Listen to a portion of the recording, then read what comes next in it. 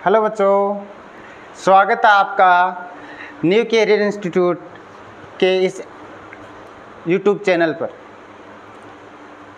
मैं दिनेश सैनी आज आपके लिए लेके आया हूँ प्रकाशिकी ऑप्टिक्स। बहुत ही शानदार चैप्टर है। आईआईटी और नीट की नज़र से देखें तो भी बहुत ज़्यादा इम्पोर्टेंट है और 12th क्लास के हिसाब से देखें तो भी बहुत ज़्यादा इम्पोर्टेंट है। चलो बात करते हैं अपन प्रकाशिकी। प्रकाशिकी किससे मिलकर बना है? प्रकाश से मिलकर बना है। प्रकाशिकी शब्द प्रकाश से मिलकर बना है। अब बात करते हैं प्रकाश। प्रकाश क्या है? जिसके माध्यम से अपन वस्तुओं को देख पाते हैं। मतलब कौन सा भाग? दृश्य भाग। विद्युत चुंबकीय तरंगों का दृश्य भाग क्या कहलाता है? प्रकाश कहलाता है। अब अपन आराम बेसिक से जानते हैं कि प्रकाश है वो उसके कितने कलर होते हैं, कितने रंग होते हैं? 7 रंग होते हैं। 7 रंग कौन कौन से?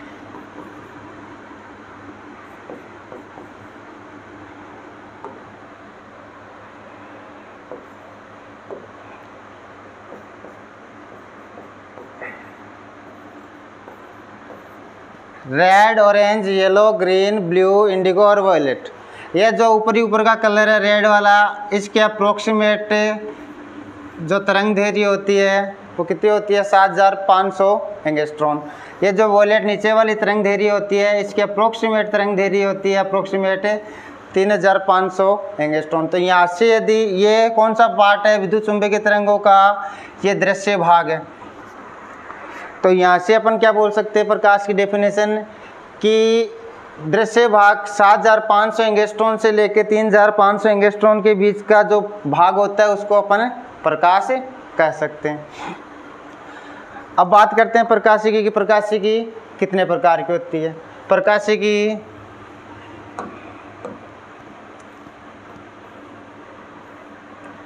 प्रकाशिकी के 2 भाग हैं। कौन कौन से? एक तो किरण प्रकाशिकी और दूसरी तरंग प्रकाशिकी।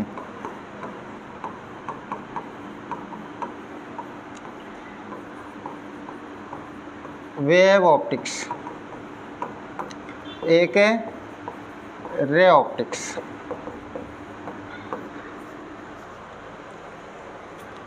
अब प्रकाशिकी के 2 भाग, एक किरण प्रकाशिकी एक तरंग प्रकाशिकी। किरण प्रकाशिकी न्यूटन था, उसने प्रकाश को तो छोटे छोटे कणों के रूप में बताया था। सेकंड जो तरंग प्रकाशिकी है ये किसने दी थी? मैक्सवेल ने। मैक्सवेल ने क्या बताया? मैक्सवेल ने अपने हाइजेनबर्ग के अनिश्चितता का सिद्धांत दिया था। उस अनिश्चितता के सिद्धांत में ये कहा था कि प्रकाश है वो तरंगों के रूप में गमन करता है।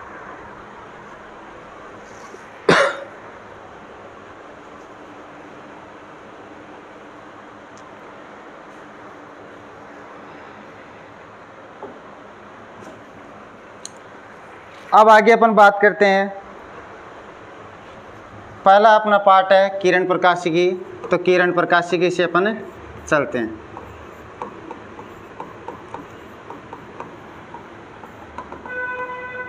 Ray optics.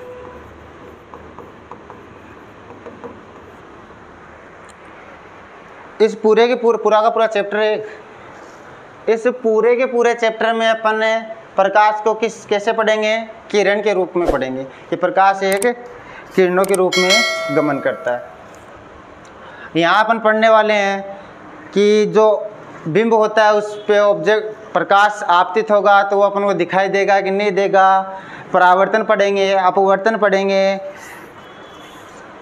समतल दर्पण पढ़ेंगे, गोलीय दर्पण पढ़ेंगे, आगे संयुक्त सूक्ष्मदर्शी, सरल सूक्ष्मदर्शी, दूरदर्शी, कुछ इस प्रकार से पढ़ते चलेंगे। तो स्टार्ट करता हूँ मैं। देखो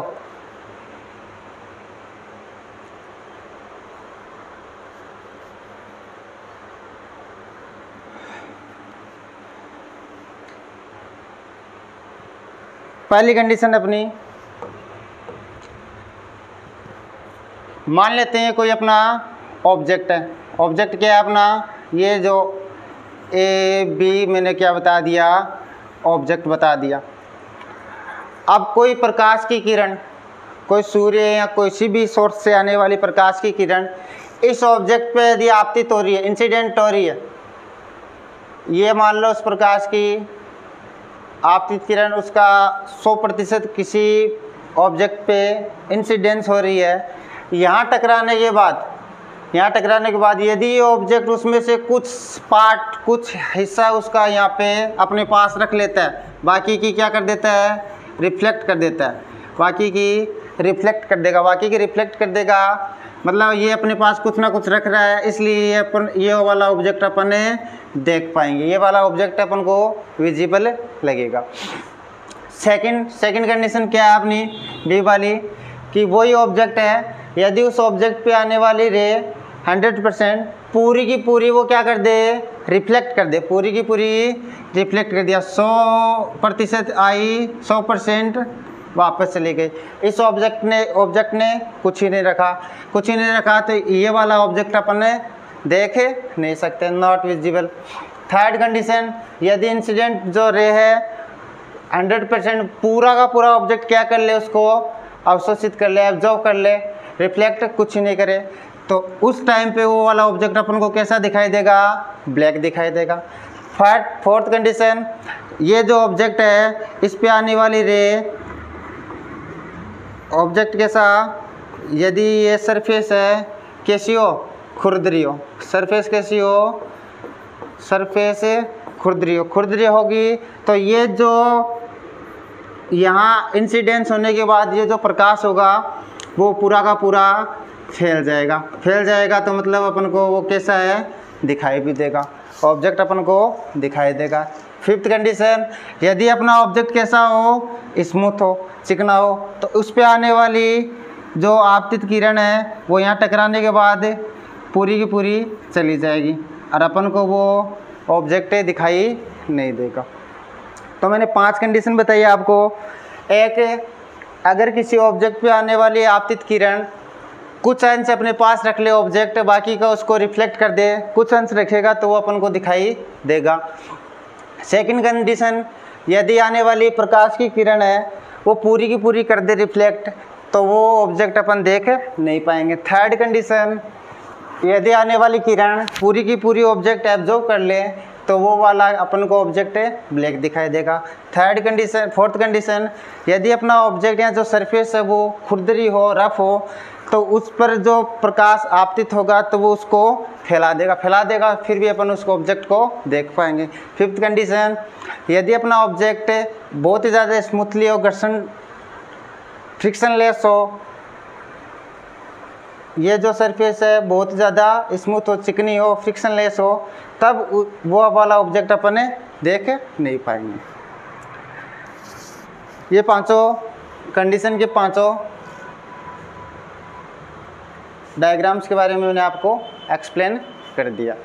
आगे चलो, देखो पहली कंडीशन, जब कोई बिंब प्रकाश का एक अंश अवशोषित कर लेता, पहला पार्ट है, पहला जो आपको डायग्राम समझाया था मैंने, जब कोई बिंब प्रकाश का एक अंश अवशोषित कर लेता तो वह बिंब प्रेक्षित नहीं किया जा सकता, वो वाला बिंब अपन नहीं देख पाएंगे। देखो सॉरी, ये कुछ अंश, एक मिनट,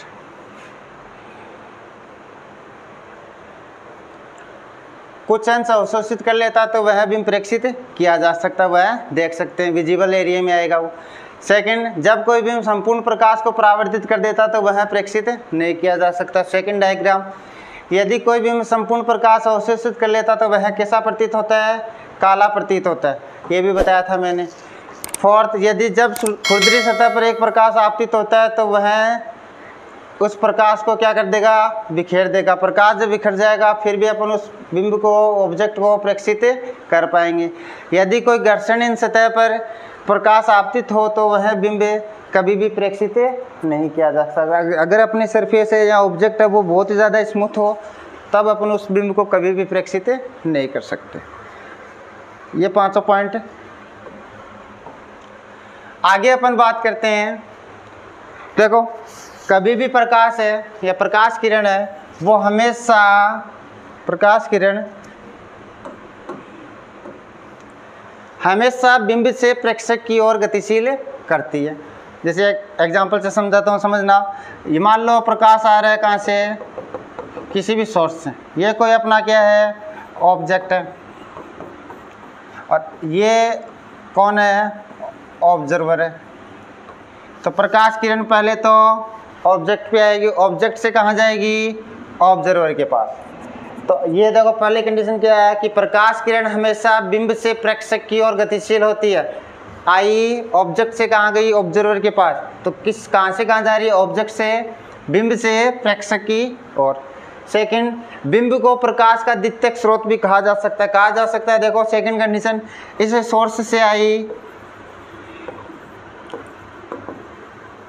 कोई लाइट का सोर्स है, कहाँ इंसिडेंस हुई, ऑब्जेक्ट पे। ऑब्जेक्ट से कहाँ जा रही है, ऑब्जर्वर के पास। तो पहले तो यहाँ से जा रही है, फर्स्ट तो ये हो गया, और ये क्या हो गया, सेकंड। तो ऑब्जेक्ट को अपन क्या कह सकते हैं, सेकेंडरी सोर्स भी कह सकते हैं लाइट का, कि सेकेंडरी सोर्स कौन है, ऑब्जेक्ट है। थर्ड, जो चांदी होती है वो प्रकाश का एक बहुत अच्छा परावर्तक होता है। ये वाली बात भी याद रखना कि चांदी या रजत होता है, किसी सरफेस पे यदि अपन उसको पोत दे तो वहाँ से अपन अप्रोक्सीमेट 100% कभी भी प्रकाश है वो रिफ्लेक्टेड नहीं होता, अप्रोक्सीमेट 100% उस प्रकाश को अपन रिफ्लेक्टेड प्राप्त कर सकते हैं, पूरा नहीं होता कभी भी। चलो नेक्स्ट, अब बात करते हैं परावर्तक आ गया तो परावर्तन की। परावर्तन क्या चीज़ है,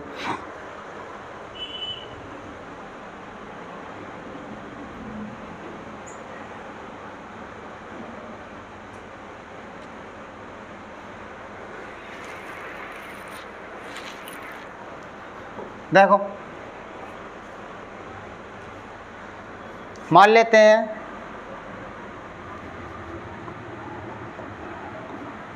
ये अपने पास कोई सरफेस, दो माध्यम है। इस वाले माध्यम के लिए म्यू मान लिया, इस वाले माध्यम को मान लिया म्यू टू कितना, इन्फिनिटी मतलब म्यू टू क्या है, इसका अपवर्तनांक है। या इसको म्यू टू को क्या बोल सकते हैं अपन, बता सकते हैं कि इससे ये माध्यम सघन है कि विरल है। म्यू टू ये सघन माध्यम हो गया और ये विरल। अब जब म्यू टू इन्फिनिटी है तो मतलब अपना माध्यम कैसा है, बहुत ही ज़्यादा सघन, मतलब ये माध्यम हो गया सुपर डेंस मीडियम हो गया। अब देखना कि यदि कोई रे इस प्रकार से इंसिडेंस होती है, यदि कोई रे 100% यहाँ से गई इस वाली सरफेस से टकराने के बाद यदि ये वाला मीडियम बहुत ज़्यादा सघन है तो मतलब ये अपने में किसी भी रे को आने नहीं देगा। पहले बता देता हूँ कि विरल और सघन क्या होता है। एक तो होता है रेयर मीडियम, वो होता है जिसमें प्रकाश है वो हमेशा लाइट की वेलोसिटी से चले। कितनी वेलोसिटी से चले प्रकाश, लाइट की वेलोसिटी से चले।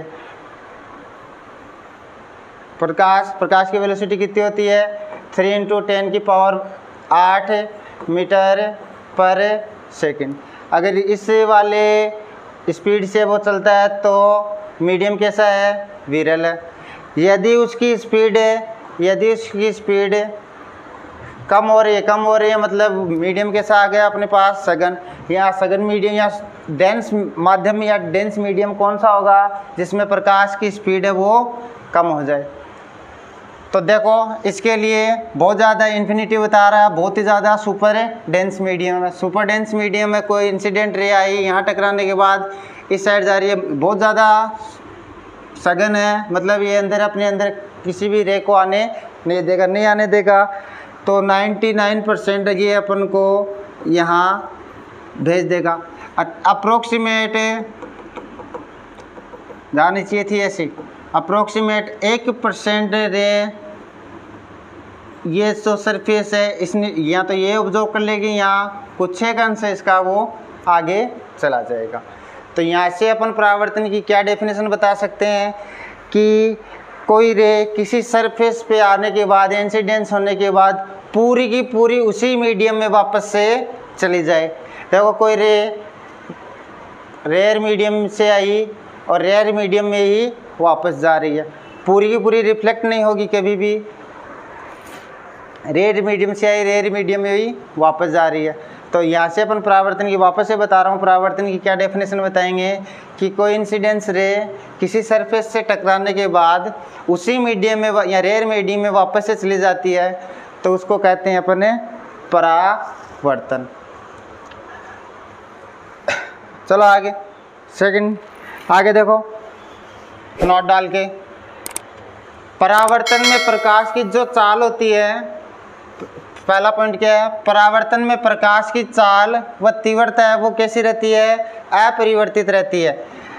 अपरिवर्तित का मतलब देखो चाल मैंने कैसे बताया, मैंने ये बताया कि परावर्तन वो होता है जो एक मीडियम से आई और उसी मीडियम में वापस से चली गई, मतलब मीडियम चेंज नहीं होने वाला। जब मीडियम चेंज नहीं होगा तो उसकी स्पीड भी चेंज नहीं होगी, मीडियम चेंज नहीं होगा तो स्पीड चेंज नहीं होगी, ना ही उसकी तीव्रता चेंज होगी, ना ही उसकी तीव्रता। प्रकाश की तीव्रता, प्रकाश की तीव्रता को अपन किससे लिखते हैं, प्रकाश की तीव्रता को अपन चमक से समझ सकते हैं कि प्रकाश की ना तो चमक कम होगी ना ही उसकी स्पीड कम होगी।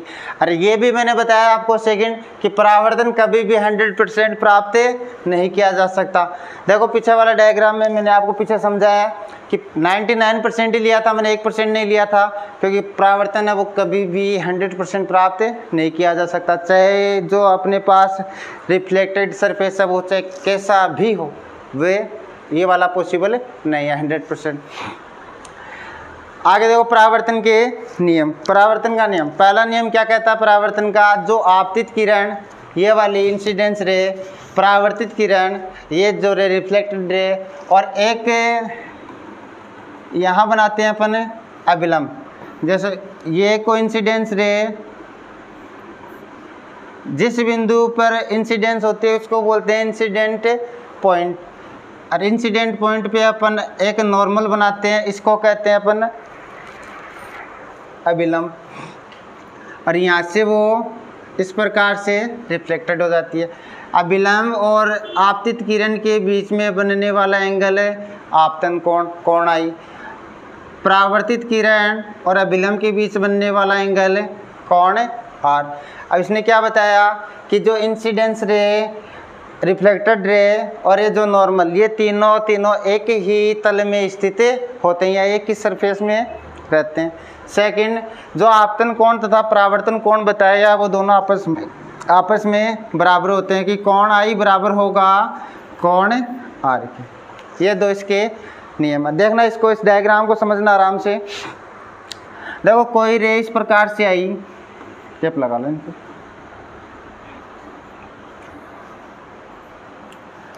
कोई रे इस प्रकार से आ रही है, अगर वो इस सरफेस से टकराई, ये कोई सरफेस है, इस सरफेस से टकराने के बाद इस साइड चली गई, इस साइड रिफ्लेक्टेड हो गई, ये अभिलंब है, एकांक सदिश के मान लिया मैंने इसके लिए। देखना कोई रे इस प्रकार से यहाँ टकराने के बाद इस साइड जा रही है, ये जो अभिलंब और आपतित किरण के बीच का एंगल कोण आई, ये अभिलंब और परावर्तित किरण, ये वाली परावर्तित किरण, इसके बीच का कोण आर। अब जाने तो चाहिए था उसको, ऐसे जा ऐसे रही है तो वो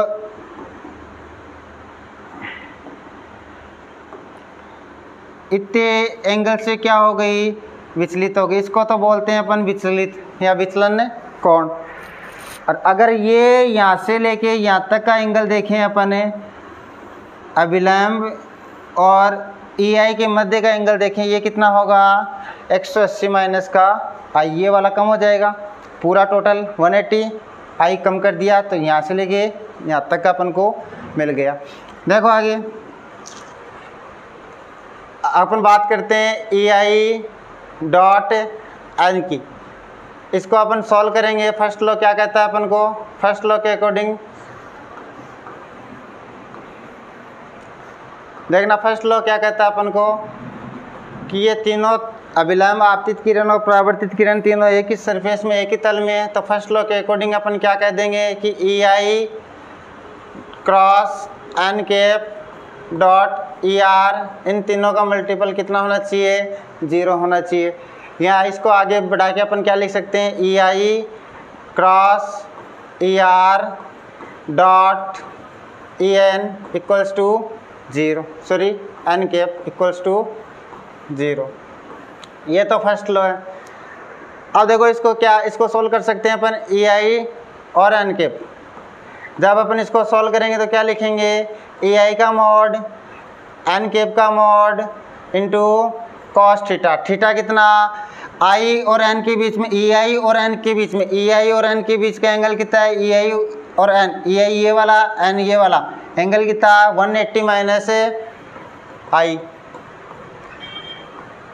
ये दोनों, इन दोनों की वैल्यू 1, तो यहाँ से क्या आएगा कॉस 180 माइनस का आई। कॉस 180 माइनस आई को अपन क्या लिख सकते हैं, कॉस आई। तो ई आई डॉट एन कैप आ गया अपने पास माइनस का कॉस आई।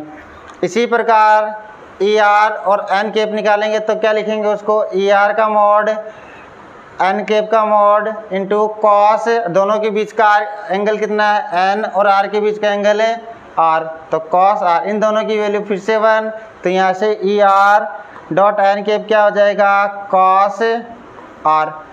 यहाँ से यदि अपन आई निकालेंगे, आई निकालोगे तो क्या आएगा, आई आ जाएगा अपने पास कॉस इनवर्स माइनस का ई आई इंटू एन कैप। यहाँ से आर निकालोगे तो आर क्या आ जाएगा, आर आएगा अपने पास cos inverse E R into N cap. Second law क्या कहता है अपना, सेकेंड लॉ कहता है कि कोण आई बराबर होता है कोण आर। आई और आर दोनों की वैल्यू अपन ने फाइंड आउट कर ली, दोनों को बराबर कर दो सेकेंड लॉ से। सेकेंड लॉ के अकॉर्डिंग आई क्या है अपना, आई है अपना कॉस इनवर्स माइनस का E I cap into N cap बराबर होगा cos inverse E R dot N cap. ये सेकेंड लॉ। कहीं भी कोई डाउट हो कमेंट कर देना। चलो आगे।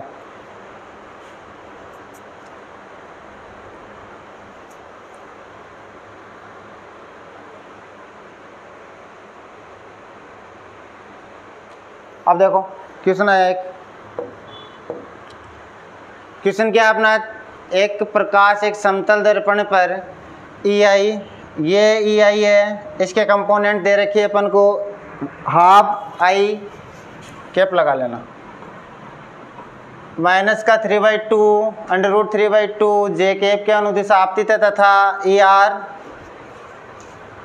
इक्वल 1/2 आई कैप प्लस का 3/2 जे कैप के अनुदिश परावर्तित हो जाता है, तो आपतन कोण ज्ञात कीजिए। आपको क्या ज्ञात करना है, आपको आई की वैल्यू फाइंड आउट करनी है। ये एन कैप मान लो, ये ई आर हो गया, ठीक है। और आपको क्या पूछा है कि कोई रे इस प्रकार से आपतित हो रही है, ऐसे जा रही है, तो आपको बताना है कि आपतन कोण कितना है। आपतन कोण निकालने के लिए अपन को क्या करना पड़ेगा, दो चीज़ दे रखी है, ई आई दे रखा है, ई आर दे रखा है, तो दोनों का डॉट प्रोडक्ट कर लेंगे। ई आई डॉट ई आर क्या हो जाएगा, ई आई का मॉड इंटू ई आर का मॉड कॉस थीटा। थीटा निकाल लेंगे, ये वाला एंगल अपने फाइंड आउट कर लेंगे, ये वाला एंगल फाइंड आउट हो जाएगा, तो फिर ये दोनों कम हो जाएंगे। देखना इन दोनों की वैल्यू फिर से 1 आ जाएगी, यहाँ से कॉस थीटा, ये ई आई की वैल्यू ये रही, क्या वैल्यू है, इसको इस साइड लिख लेता हूँ। यहाँ क्या बचेगा, यहाँ बचेगा कॉस थीटा, और ई आई की वैल्यू ये रही हाफ आई कैप माइनस का √3/2 J cap dot half I cap plus का √3/2 जे कैप। और ये आप अच्छे से जानते हो कि आई डॉट आई 1 होता है जे डॉट जे, 1 होता है के डॉट के, 1 होता है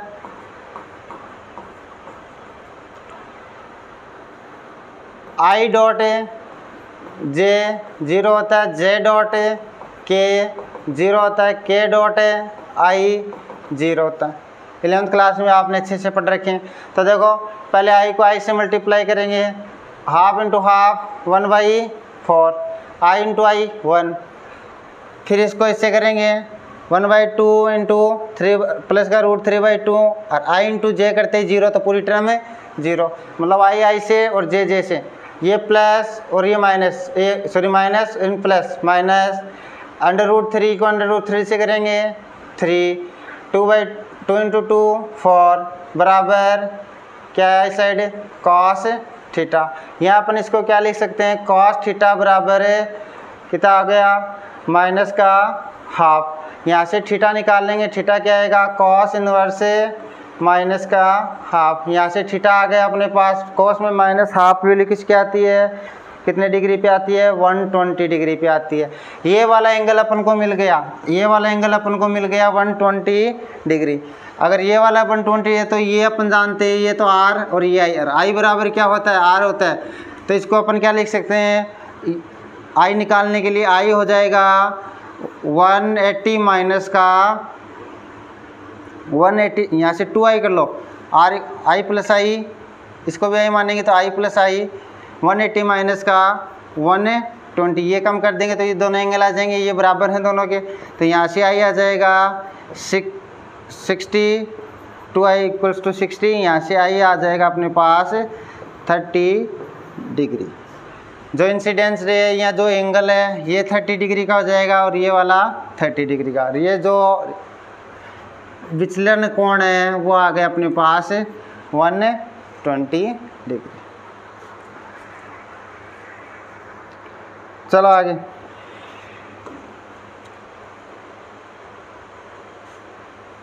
फेरमेट।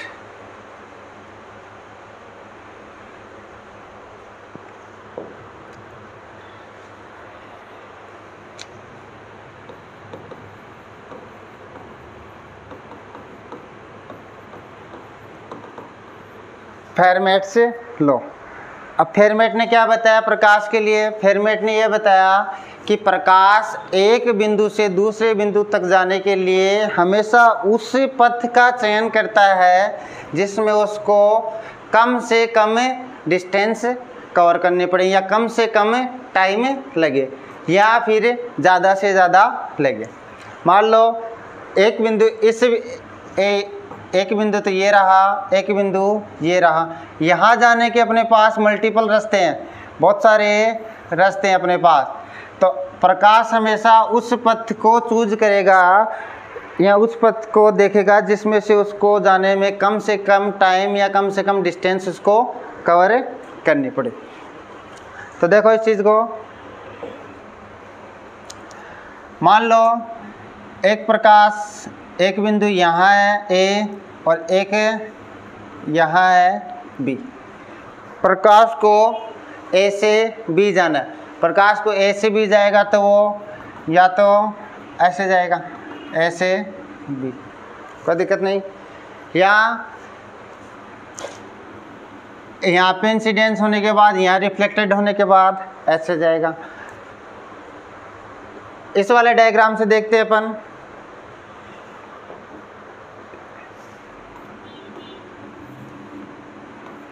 देखो उसको कम से कम कर देंगे, बताया अपन को कम से कम करना, कर देंगे कोई दिक्कत नहीं। ऐसे बी, ऐसे बी तक की सीधी दूरी मान ली मैंने डी। पहले प्रकाश ए से चलेगा, ए से चलने के बाद मान लो पी बिंदु तक आएगा, फिर पी से चल के बी तक जाएगा। इस धरातल से इसकी हाइट मान ली मैंने h1, धरातल से इसकी हाइट मान ली मैंने h2, या जो रिफ्लेक्टेड सरफेस ले रखा है उससे इसकी हाइट मान ली h2। ये टोटल डिस्टेंस मान ली मैंने दोनों के बीच की d, और जो ये जो ए बिंदु है इसकी परपेंडिकुलर सीधी डिस्टेंस बता दी मैंने कितनी है x है, तो ये वाली हो जाएगी d माइनस का x। और ये अपना विलंब और आपतित किरण के बीच बनने वाला एंगल I परावर्तित किरण और अभिलंब के बीच बनने वाला एंगल है आर। तो यदि अपन इसको पीछे की तरफ बढ़ाएं, देखो यह देखें तो ये आपको ट्राइंगल नज़र आ रहा है। यहाँ से यदि अपन साइन आई निकाले, यहाँ से क्या निकाले, साइन आई। साइन क्या होगा, परपेंडिकुलर अपॉन क्या होता है साइन, लंब बटे कर्ण। कर्ण क्या है, देखो लंब तो ये थीटा के सामने वाला लंब, कर्ण ये कितना हो जाएगा, आधार स्क्वायर प्लस लंब स्क्वायर। आधार इसका एक्स, तो एक्स स्क्वायर प्लस लंब कितना है, इस वाले ट्रायंगल में देखो यहाँ से कर्ण निकाल रहे हैं अपन, दो ये दे रखा है, ये आधार और लंब दोनों दे रखे हैं, तो ये हो जाएगा h1 का स्क्वायर। इस वाले ट्रायंगल में दादो ये इसका आधार और ये इसका लंब, ये अगर निकालेंगे तो क्या आएगा, अंडर रूट डी माइनस का एक्स का स्क्वायर प्लस h2 का स्क्वायर। कोई दिक्कत नहीं। देखो ये वाला ट्रायंगल, देखो थीटा के सामने वाला लंब बटे कर्ण, लंब कितना है, देखो जितनी डिस्टेंस ये उतनी डिस्टेंस ये, तो आएगा x अपॉन के की वैल्यू कितनी आ रही है यहाँ पे, रूट एक्स स्क्वायर प्लस का h1 स्क्वायर। इसी प्रकार साइन आर निकाल लो दूसरे एंगल से, साइन आर कितना आएगा, इसको मैंने पीछे की तरफ बढ़ाया, देखो ये डिस्टेंस कितनी है, ये है d माइनस का x, जितनी ये उतनी वो, ये है अपने पास h1, तो वहाँ से क्या आएगा l बटे के, l कितना होगा, r के जस्ट सामने वाला d माइनस का x बटे के ये आ गया अपने पास अंडर रूट डी माइनस का एक्स स्क्वायर प्लस का h2 स्क्वायर। अब देखो प्रकाश है वो यहाँ ए बिंदु से चल के यहाँ आएगा, यहाँ आने के बाद बी बिंदु तक जाएगा, तो उसको कोई ना कोई टाइम लगेगा। टाइम कितना लगेगा, टी टोटल निकालना है अपन को, टी टोटल कितना हो जाएगा, टाइम हो जाएगा ए बिंदु से पी तक प्लस टी पी से बी तक, ए से पी आएगा फिर पी से बी तक जाएगा। टाइम क्या होता है, टी इक्वल्स टू होता है डिस्टेंस अपॉन स्पीड। तो यहाँ से टी टोटल क्या हो जाएगा, टी टोटल हो जाएगा टी पहले वाले के लिए डिस्टेंस कितनी होगी ए से पी तक की, तो ये under root X square plus का h1 का स्क्वायर अपॉन स्पीड। स्पीड क्या है, एक ही मीडियम है, एक ही मीडियम के लिए कांस्टेंट, दोनों के लिए स्पीड मैंने प्रकाश की स्पीड बता दी c, दोनों के लिए सेम ही रहेगी, प्लस टी पी से भी जाएंगे तो अपन को ये वाली डिस्टेंस कवर करनी पड़ेगी। ये वाली डिस्टेंस अपने पास d माइनस का एक्स स्क्वायर प्लस का h2 का स्क्वायर डिवाइड बाई स्पीड कितनी है, वही c। अब जैसे फेरमेट ने बताया था कि जो प्रकाश है वो हमेशा उस पथ को चूज करेगा जिसमें उसको कम से कम या ज़्यादा से ज़्यादा टाइम लगे। तो इस टाइम का अपन को क्या करना पड़ेगा, एक बार डिफ्रेंशिएशन करना पड़ेगा। अगर वो जीरो आएगा dt अपॉन dx अपन को क्या करना पड़ेगा, जीरो, मैक्सिमा या मिनिमा के लिए, जो मैथ्स में आप लोग पढ़ते हो।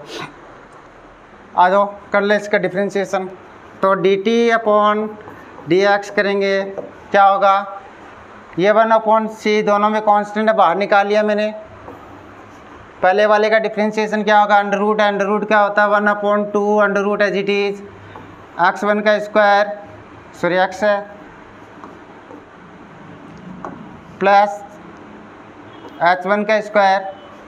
अब अंदर वाले का अंदर क्या है, h1 का तो जीरो हो जाएगा, x स्क्वायर का 2x जो मल्टीपल में आ जाएगा, प्लस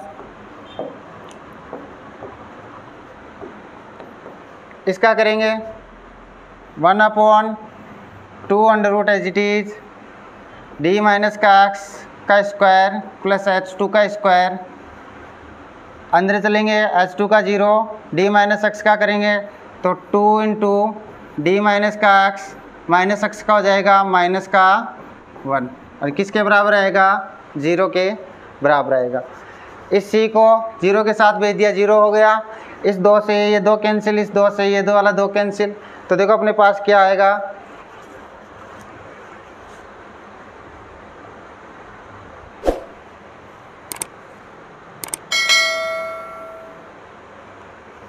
यहाँ लिख देता हूँ 2x x का स्क्वायर प्लस h1 का square plus 2 into D minus का x माइनस का 1 upon under root D minus का x का स्क्वायर प्लस h2 का स्क्वायर बराबर 0। 1/c था, उसको 0 में भेज दिया, 0 हो गया। इस 2 से ये वाला 2 कैंसिल आउट, इस 2 से ये वाला 2 कैंसिल आउट। अब देखो अपने पास क्या बचेगा, x upon under root x2 का स्क्वायर प्लस h1 का स्क्वायर, और ये प्लस ये मल्टीपल में माइनस का 1 है, तो क्या हो जाएगी टर्म माइनस का d माइनस का x upon under root D minus का x का स्क्वायर प्लस h2 का स्क्वायर बराबर 0। इस टर्म को उठा के उस साइड लेके जाऊंगा तो ये इक्वल में आ जाएगा इसके।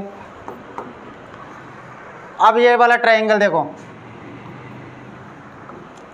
ये बताया था मैंने, यहाँ से यदि अपन साइन आई निकाले, यहाँ से साइन आई निकाले तो ये x, ये भी कितना हो जाएगा x, ये d माइनस x, तो ये भी हो जाएगा d माइनस का x। यहाँ से साइन आई निकालोगे तो साइन आई होता है लंब बटे कर्ण, लंब कितना है इसका, थीटा के सामने जस्ट अब x, कर्ण कितना है इसका, यहाँ से निकाल लो, कर्ण आ जाएगा इसका x का स्क्वायर प्लस h1 का स्क्वायर, ये d माइनस एक्स, थीटा के सामने जस्ट यहाँ से sorry x1 sorry x square plus h1 का स्क्वायर, यहाँ से साइन आई निकालेंगे दूसरे वाले डायग्राम से, वही लंब बटे कर्ण, लंब कितना उसका d माइनस का x अपॉन कर्ण कितना आएगा उसका, यहाँ से d माइनस एक्स का स्क्वायर प्लस h2 का स्क्वायर, तो ये आ जाएगा कर्ण d माइनस का x का स्क्वायर प्लस h2 का स्क्वायर। देखो अपने पास इक्वेशन ये आ रही है, x upon under root X square plus h1 का स्क्वायर, जो किसके बराबर है, साइन आई के बराबर है। यहाँ से लिख लेंगे अपन साइन आई, ये किसके बराबर आया, साइन आर के, साइन आर, तो यहाँ से क्या आ जाएगा i इक्वल्स टू आर। ये अपन को प्रूव करना था जो फेरमेट ने बताया था, जो अपवर्तन का सेकंड लो है, अपवर्तन का सॉरी परावर्तन का सेकंड लो है, कोण आई बराबर कोण आर। बाकी का अपन नेक्स्ट क्लास में देखेंगे। धन्यवाद।